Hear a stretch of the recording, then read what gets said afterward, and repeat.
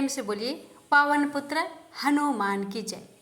प्यारे भक्तों, आज आश्विन मंगलवार के दिन आप सभी श्रवण करेंगे मंगलवार हनुमान जी की कथा।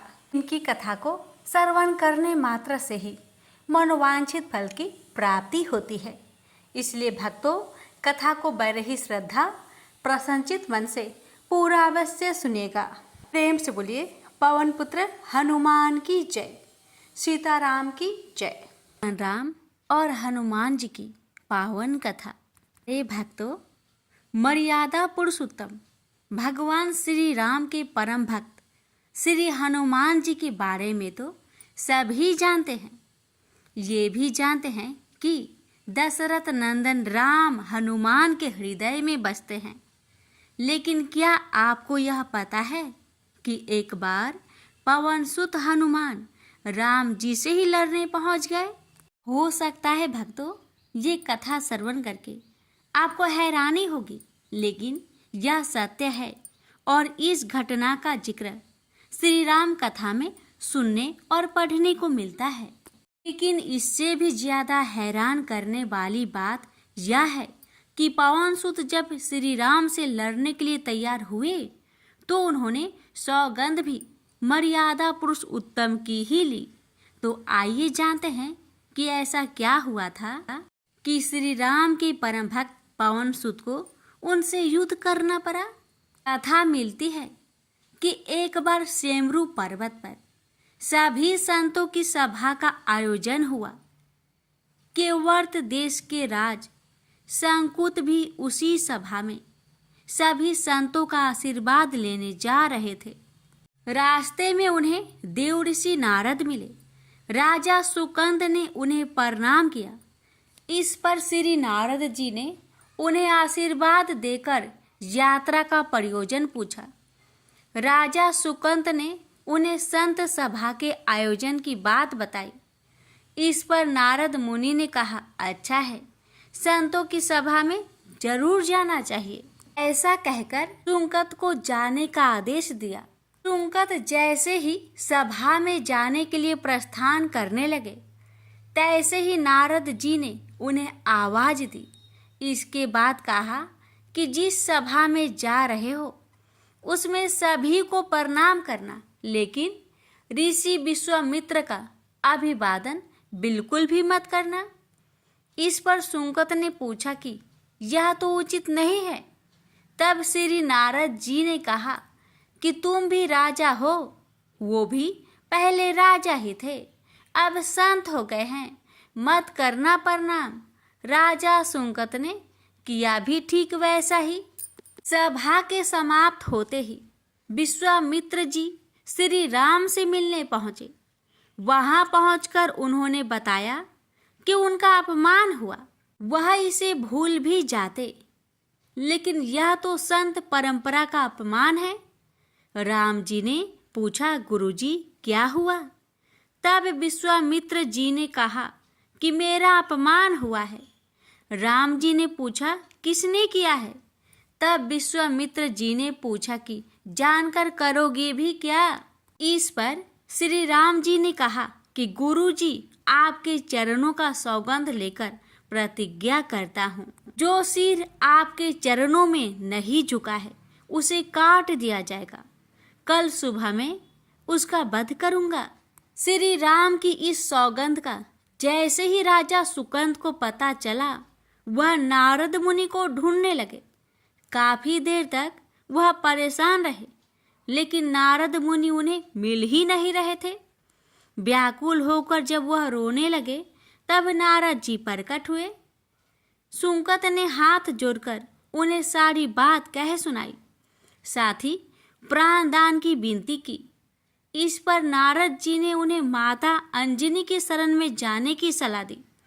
ये भी कहा कि अगर उन्होंने तुम्हें बचाने का वचन दे दिया तो तुम जरूर बच जाओगे, लेकिन यह भी कहा कि वह किसी को यह नहीं बताएंगे कि नारद जी ने उन्हें यह सलाह दी है।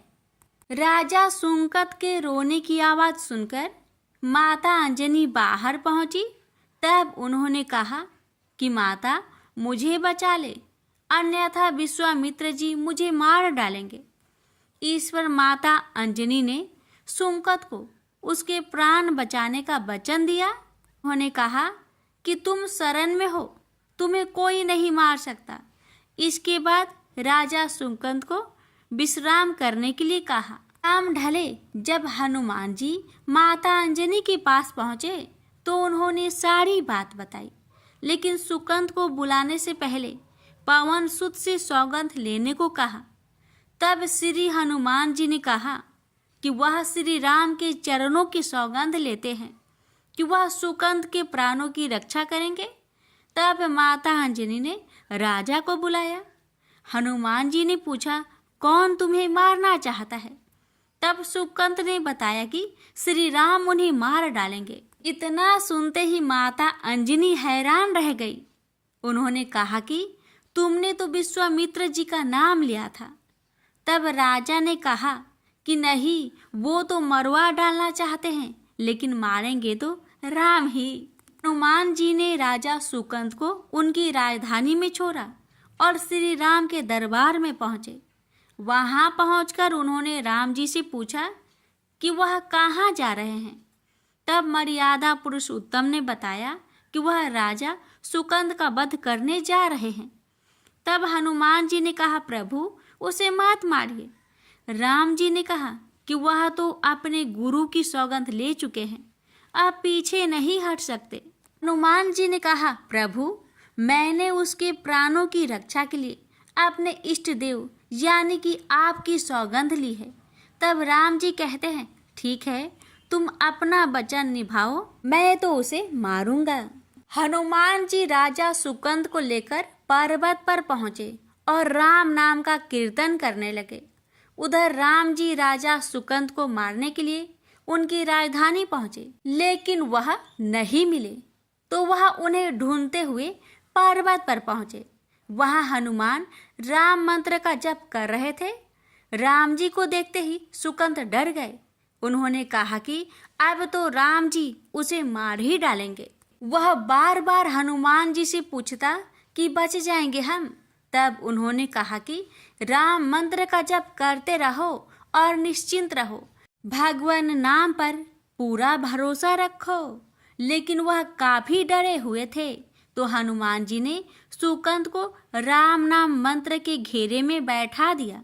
इसके बाद राम नाम जपने लगे। राम जी ने राजा सुकंत को देखकर जब बाण चलाना शुरू किया तो वह राम नाम के मंत्र के आगे विफल हो जाते।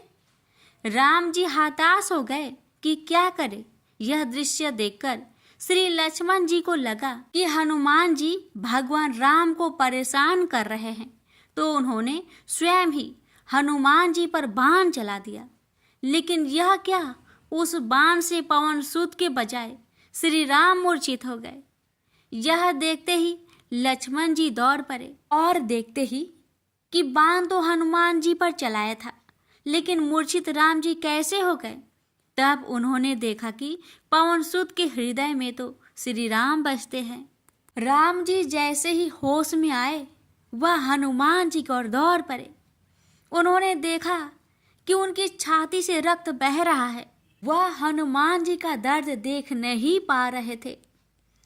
वह बार बार उनकी छाती पर हाथ रखते और आंखें बंद कर लेते।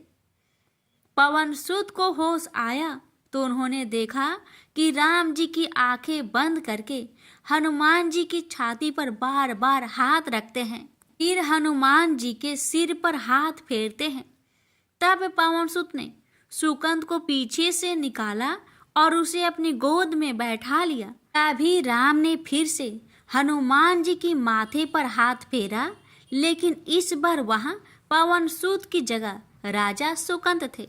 राम जी मुस्कुराए और हनुमान जी बोल उठे कि नाथ, अब तो आपने इनके सिर पर हाथ रख दिया है, अब तो सब कुछ आपके हाथ में ही है।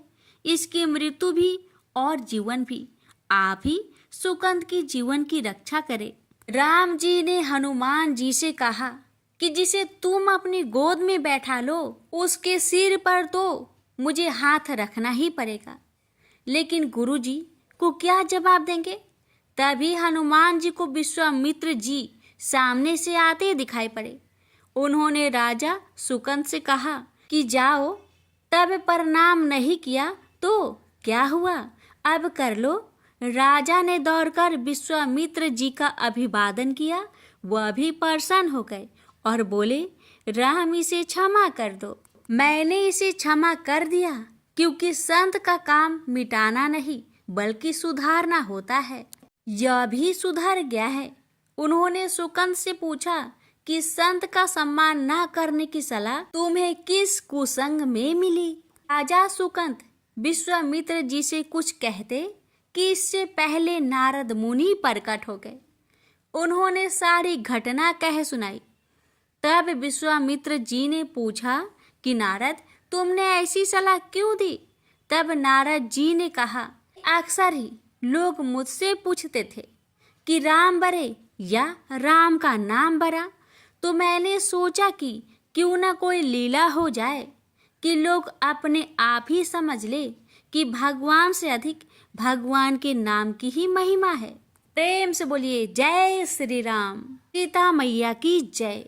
पवन पुत्र हनुमान की जय। हनुमान जी और उनके पुत्र मकरध्वज की कथा। पवन पुत्र हनुमान बाल ब्रह्मचारी थे, लेकिन मकरध्वज को उनका पुत्र कहा जाता है। यह कथा उसी मकरध्वज की है। वाल्मीकि रामायण के अनुसार लंका जलाते समय आग की तापिश के कारण हनुमान जी को बहुत पसीना आ रहा था। इसलिए लंका दहन के बाद जब उन्होंने अपनी पूंछ में लगी आग को बुझाने के लिए समुद्र में छलांग लगाई, तो उनके शरीर से पसीने की एक बड़ी सी बूंद समुद्र में गिर पड़ी। उस समय एक बड़ी मछली ने भोजन समझ वह बूंद निगल ली। उसके उदर में जाकर वह बूंद एक शरीर में बदल गई। एक दिन पाताल के असुर राज अहिरावण के सेवकों ने उस मछली को पकड़ लिया। जब वे उसका पेट चीर रहे थे, तो उसमें से बानर की आकृति का एक मनुष्य निकला। वे उसे अहिरावण के पास ले गए। अहिरावण ने उसे पातालपुरी का रक्षक नियुक्त कर दिया। यही बानर हनुमान पुत्र मकरध्वज के नाम से प्रसिद्ध हुआ। तब राम और रावण में युद्ध हो रहा था। तब रावण की आज्ञा अनुसार अहिरावण राम लक्ष्मण का अपहरण कर उन्हें पातालपुरी ले गया। उनके अपहरण से बानर सेना भयभीत व शोकाकुल हो गई। लेकिन विभीषण ने यह भेद हनुमान के समक्ष प्रकट कर दिया। तब राम लक्ष्मण की सहायता के लिए हनुमान जी पातालपुरी पहुंचे। तब उन्होंने पाताल के द्वार पर एक बानर को देखा तो वे आश्चर्यचकित हो गए। उन्होंने मकरध्वज से उसका परिचय पूछा।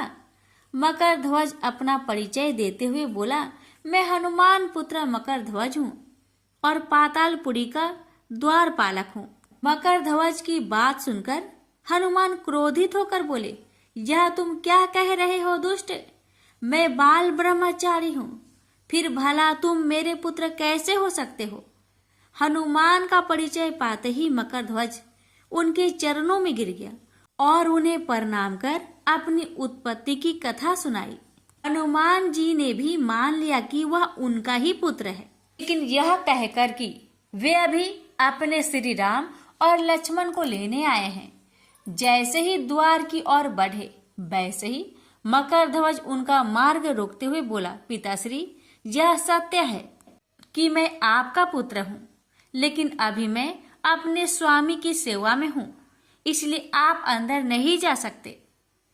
हनुमान ने मकरध्वज को अनेक प्रकार से समझाने का प्रयास किया, किंतु वह द्वार से नहीं हटा।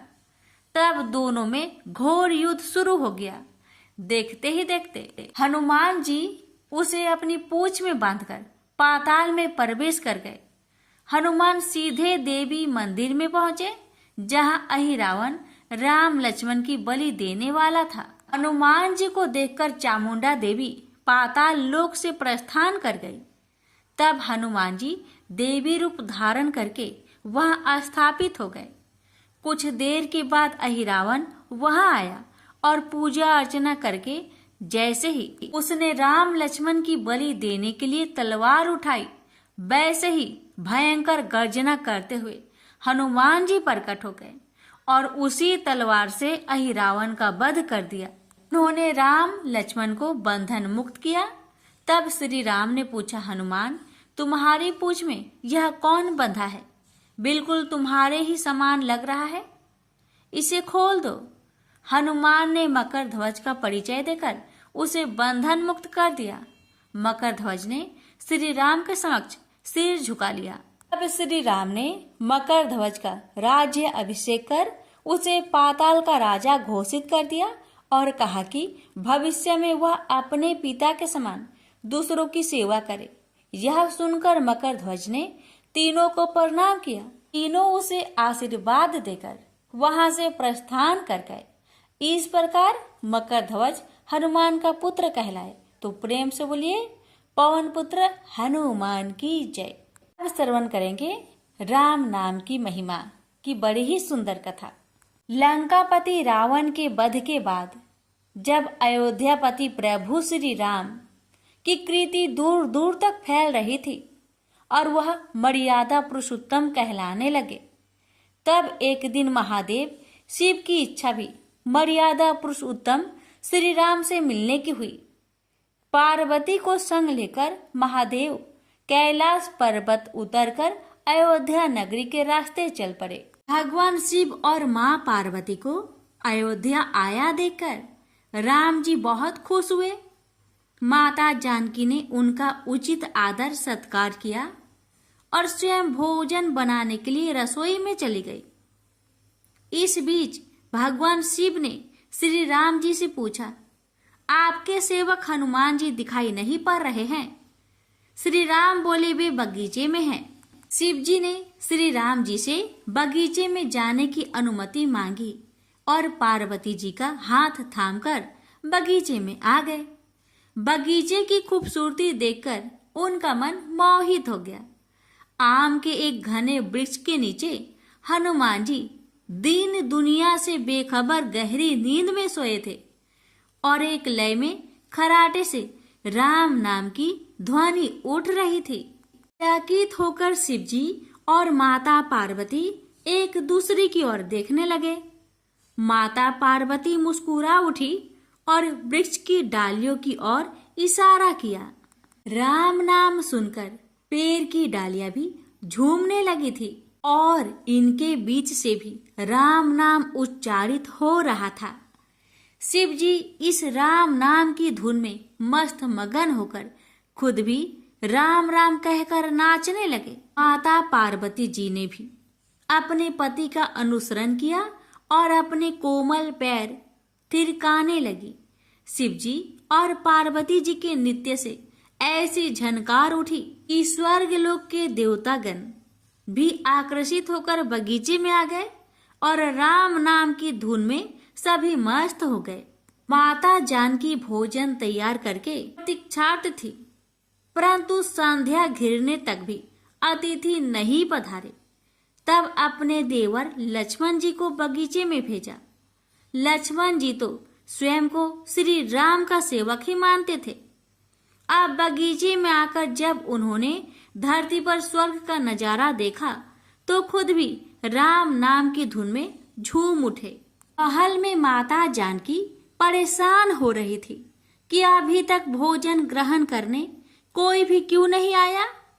उन्होंने श्री राम जी से कहा, भोजन ठंडा हो रहा है, चलिए हम ही जाकर बगीचे में से सभी को ले आए। जब राम जी बगीचे में गए तो वहां राम नाम की धुन मची हुई थी। हनुमान जी गहरी नींद में सोए हुए थे और उनके खराटों से अभी तक राम नाम निकल रहा था। श्री राम भाव विहल हो उठे।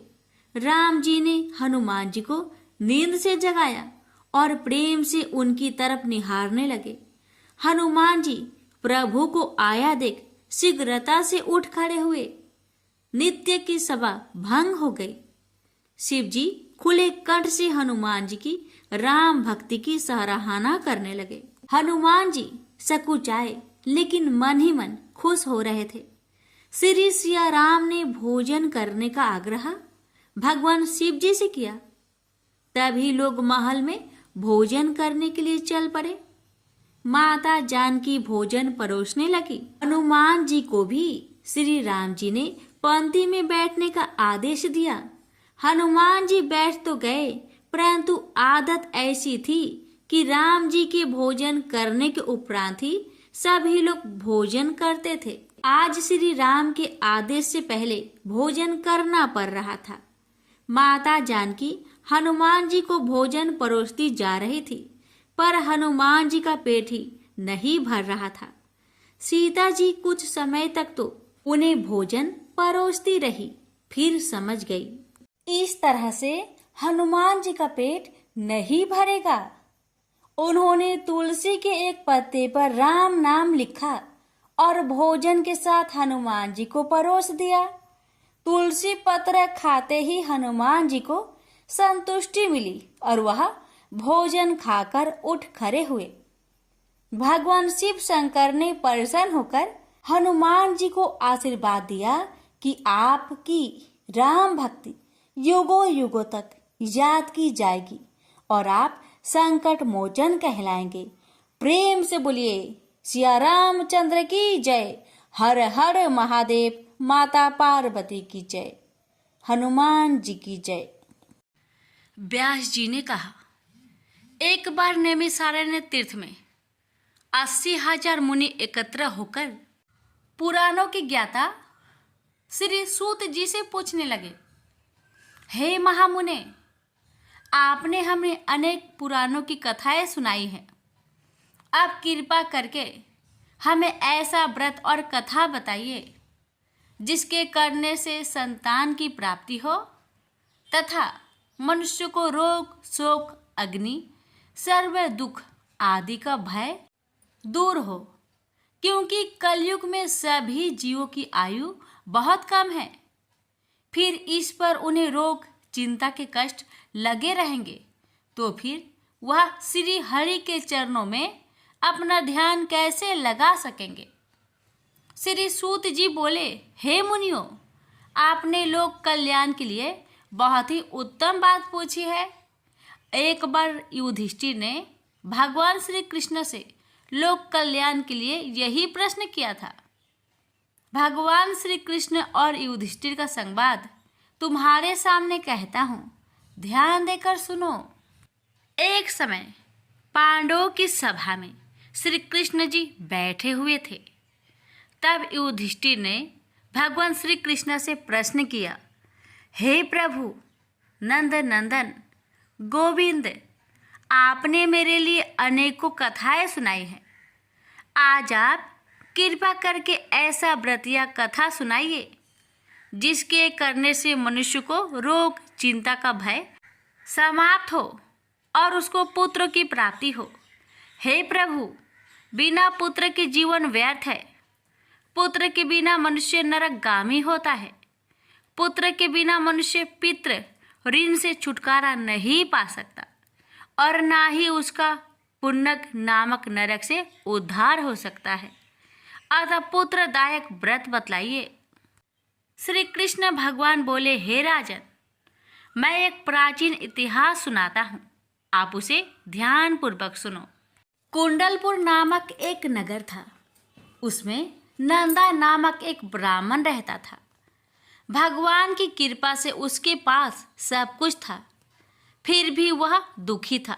उसका कारण यह था कि ब्राह्मण की स्त्री सुनंदा की कोई संतान न थे।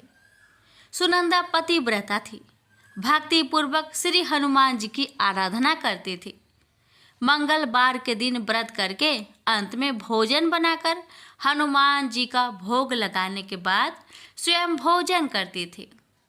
एक बार मंगलवार के दिन ब्राह्मणी गृह कार्य की अधिकता के कारण हनुमान जी को भोग ना लगा सके, तो इस पर उसे बहुत दुख हुआ। उसने कुछ भी नहीं खाया और अपने मन में प्रण किया कि अब तो अगले मंगलवार को ही हनुमान जी का भोग लगाकर अन्न जल ग्रहण करूंगी। ब्राह्मणी सुनंदा प्रतिदिन भोजन बनाती श्रद्धापूर्वक पति को खिलाती, परंतु स्वयं भोजन नहीं करती और मन ही मन श्री हनुमान जी की आराधना करती। इसी प्रकार 6 दिन गुजर गए और ब्राह्मणी सुनंदा अपने निश्चय के अनुसार भूखी प्यासी निराहार रही। अगले मंगलवार को ब्राह्मणी सुनंदा प्रातः काल ही बेहोश होकर गिर पड़ी। ब्राह्मणी सुनंदा की इस असीम भक्ति के प्रभाव से श्री हनुमान जी बहुत प्रसन्न हुए और प्रकट होकर बोले, सुनंदा, मैं तेरी भक्ति से बहुत प्रसन्न हूँ, तू उठ और वर मांग। सुनंदा अपने आराध्य देव श्री हनुमान जी को देखकर आनंद की अधिकता से विह्वल हो श्री हनुमान जी के चरणों में गिरकर बोली, हे प्रभु, मेरे कोई संतान नहीं है, कृपा करके मुझे संतान प्राप्ति का आशीर्वाद दे, आपकी अति कृपा होगी। श्री महावीर जी बोले, तेरी इच्छा पूर्ण होगी, तेरे एक कन्या पैदा होगी, उसके अष्टांग प्रतिदिन सोना दिया करेंगे। इस प्रकार कहकर श्री महावीर जी अंतर्ध्यान हो गए। ब्राह्मणी सुनंदा बहुत हर्षित हुई और सभी समाचार अपने पति से कहा। ब्राह्मण देव कन्या का वरदान सुनकर कुछ दुखी हुआ, परंतु सोना मिलने की बात सुनी तो बहुत प्रसन्न हुआ। विचार किया कि ऐसी कन्या के साथ मेरी निर्धनता भी समाप्त हो जाएगी। श्री हनुमान जी की कृपा से वह ब्राह्मणी गर्भवती हुई और 10वें महीने में उसे बहुत ही सुंदर पुत्री प्राप्त हुई। यह बच्ची अपने पिता के घर में ठीक उसी तरह बढ़ने लगी जिस प्रकार शुक्ला पक्ष की चंद्रमा बढ़ता है। 10वें दिन ब्राह्मण ने उस बालिका का नामकरण संस्कार कराया। उसके कुल पुरोहित ने उस बालिका का नाम रत्नावली रखा, क्योंकि यह कन्या सोना प्रदान किया करती थी। इस कन्या ने पूर्व जन्म में बड़े ही विधान से मंगल देव का व्रत किया था। रत्नावली का अष्टांग बहुत सा सोना देता था। उस सोने से नंदा ब्राह्मण बहुत ही धनवान हो गया। अब ब्राह्मणी भी बहुत अभिमानी करने लगी। समय बीतता रहा। अब रत्नावली 10 वर्ष की हो चुकी। एक दिन जब नंदा ब्राह्मण प्रसन्नचित्त था, तब सुनंदा ने अपने पति से कहा, मेरी पुत्री रत्नावली विवाह की योग हो गई है, अतः आप कोई सुंदर तथा योग वर देकर इसका विवाह कर दे। यह सुन ब्राह्मण बोला, अभी तो रत्नावली बहुत छोटी है। तब ब्राह्मणी बोली, शास्त्रों की आज्ञा है कि कन्या 8वें वर्ष में गौरी, 9 वर्ष में रोहिणी, 10वें वर्ष में कन्या, इसके पश्चात रजवाला हो जाती है। गौरी के दान से पाताल लोक की प्राप्ति होती है। रोहिणी के दान से वैकुंठ लोक की प्राप्ति होती है। कन्या के दान से इंद्रलोक में सुखों की प्राप्ति होती है। अगर हे पतिदेव रजवाला का दान किया जाता है तो घोर नरक की प्राप्ति होती है। इस पर ब्राह्मण बोला, अभी तो रत्नावली मात्र 10 ही वर्ष की है और मैंने तो 16-16 साल की कन्याओं का विवाह कराए हैं, अभी जल्दी क्या है। तब ब्राह्मणी सुनंदा बोली, आपको तो लोभ अधिक हो गया है। शास्त्रों में कहा गया है कि माता पिता और बड़ा भाई रजवाला कन्या को देखते हैं तो वह अवश्य नरकगामी होते हैं। तब ब्राह्मण बोला, अच्छी बात है, कल मैं अवश्य ही योग वर की तलाश में अपना दूत भेजूंगा। दूसरे दिन ब्राह्मण ने अपने दूत को बुलाया और आज्ञा दी कि जैसी सुंदर मेरी कन्या है वैसा ही सुंदर वर उसके लिए तलाश करो। दूत अपने स्वामी की आज्ञा पाकर निकल पड़ा। पंपई नगर में उसने एक सुंदर लड़के को देखा। यह बालक एक ब्राह्मण परिवार का बहुत गुणवान पुत्र था। इसका नाम सोमेश्वर था। दूत ने इस सुंदर व गुणवान ब्राह्मण पुत्र के बारे में अपने स्वामी को पूर्ण विवरण दिया। ब्राह्मण नंदा को भी सोमेश्वर अच्छा लगा और फिर शुभ मुहूर्त में विधि पूर्वक कन्यादान करके ब्राह्मण ब्राह्मणी संतुष्ट हुए, परंतु ब्राह्मण के मन तो लोभ समाया हुआ था। उसने कन्यादान तो कर दिया था, पर वह बहुत खिन्न भी था। उसने विचार किया कि रत्नावली तो अब चली जाएगी और मुझे इससे जो सोना मिलता था वह अब मिलेगा नहीं। मेरे पास जो धन था कुछ तो इसके विवाह में खर्च हो गया और जो शेष बचा है वह भी कुछ दिनों के पश्चात समाप्त हो जाएगा। मैंने तो इसका विवाह करके बहुत बड़ी भूल कर दी है। अब कोई ऐसा उपाय हो कि रत्नावली मेरे घर में ही बनी रहे, अपने ससुराल ना जावे। लोभ रूपी राक्षस ब्राह्मण के मस्तिष्क पर छाता जा रहा था। रात भर अपनी सैया पर बेचैनी से करवटें बदलते बदलते उसने एक बहुत ही क्रूर निर्णय लिया। उसने विचार किया कि जब रत्नावली को लेकर उसका पति सोमेश्वर अपने घर के लिए जाएगा तो वह मार्ग में छिपकर सोमेश्वर का वध कर देगा और अपनी लड़की को अपने घर ले आएगा, जिससे नियमित रूप से उसे सोना भी मिलता रहेगा और समाज का कोई मनुष्य उसे दोष भी नहीं दे सकेगा। प्रातःकाल हुआ तो नंदा और सुनंदा ने अपने जामाई तथा लड़की को बहुत सारा धन देकर विदा किया। सोमेश्वर अपनी पत्नी रत्नावली को लेकर ससुराल से अपने घर की तरफ चल दिया। ब्राह्मण नंदा महालोभ के वशीभूत हो अपने मति खो चुका था। पाप पुण्य को उसे विचार न रहा था। अपने भयानक व क्रूर निर्णय को कार्य रूप देने के लिए उसने अपने दूत को मार्ग में अपने जामाई का वध करने के लिए भेज दिया था, ताकि रत्नावली से प्राप्त होने वाला सोना उसे हमेशा मिलता रहे और वो कभी निर्धन ना हो। ब्राह्मण के दूत ने अपने स्वामी की आज्ञा का पालन करते हुए उसके जामाई सोमेश्वर का मार्ग में ही वध कर दिया। समाचार प्राप्त कर ब्राह्मण नंदा मार्ग में पहुंचा और रुदन करती अपनी पुत्री रत्नावली से बोला, हे पुत्री, मार्ग में लुटेरों ने तेरे पति का वध कर दिया है। भगवान की इच्छा के आगे किसी का कोई बस नहीं चलता है। अब तू घर चल, वहां पर ही रहकर शेष जीवन व्यतीत करना। जो भाग्य में लिखा है वही होगा। अपने पति की अकाल मृत्यु से रत्नावली बहुत दुखी हुई। करुण क्रंदन व रुदन करते हुए अपने पिता से बोली, हे पिताजी, इस संसार में जिस स्त्री का पति नहीं है उसका जीना व्यर्थ है। मैं अपने पति के साथ ही अपने शरीर को जला दूंगी और सती होकर अपने इस जन्म को माता पिता के नाम को तथा सास ससुर के यश को सार्थक करूंगी। ब्राह्मण नंदा अपनी पुत्री रत्नावली के वचनों को सुनकर बहुत दुखी हुआ।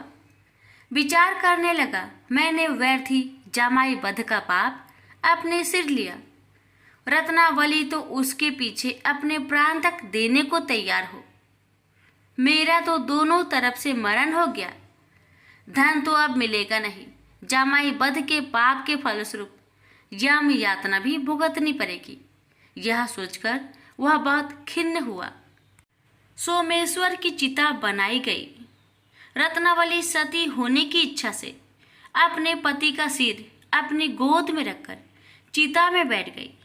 जैसे ही सोमेश्वर की चिता को अग्नि लगाई गई, वैसे ही प्रसन्न हो मंगलदेव वहां प्रकट हुए और बोले, हे रत्नावली, मैं तेरी पति भक्ति से बहुत प्रसन्न हूँ, तू वर मांग। रत्नावली ने अपने पति का जीवन दान मांगा। तब मंगलदेव बोले, रत्नावली, तेरा पति अजर अमर है, यह महाविद्वान भी होगा और इसके अतिरिक्त तेरी जो इच्छा हो वर मांग।